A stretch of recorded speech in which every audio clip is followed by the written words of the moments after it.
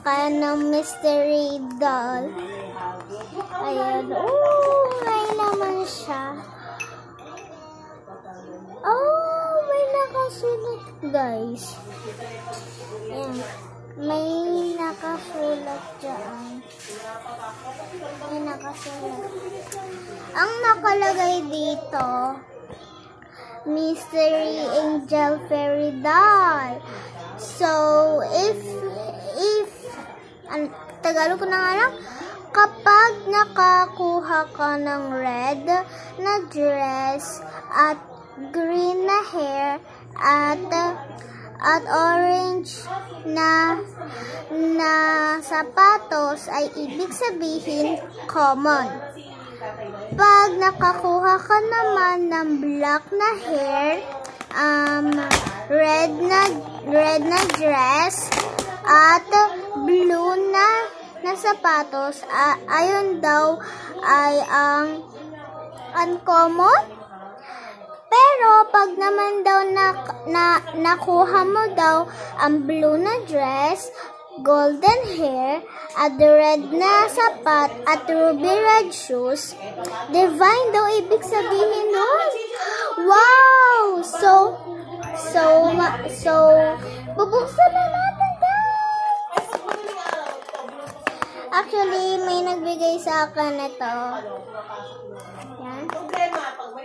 Yan. Yan. Okay na. Buksan na natin yung tape. Meron pang dalawang tape. Yung dalawang tape.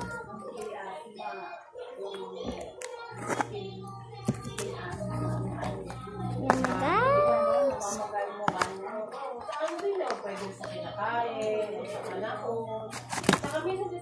Wow! What's this kaya? Ito, ticket show. So, ang nakalagay dito ay how to unbox the baby angel fairy doll.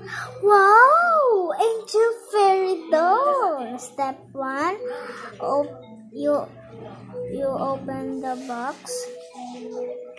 Yan, naka-open na yung box. Step 2, take out the tape. Oh, okay. So, ito daw yun. Tatanggalin daw yung tape dito. So, guys, saan ba yung tape? Ay, ito pala. Ayan. Ito, guys, yung tape. So, what is the step 4? Step 3 pala. Take out the plastic. Okay, ito daw. Dito. Sana diba nakuha ko? Oh my gosh, ito na. And what's next? Finally, take out the paper and you see the doll you have. So i-close ko yung yung mata ko. Oh, sana divine. Ito yung face, diba? Ayan yung 3. Didelete na ako, guys. Yung 3, 2, 1.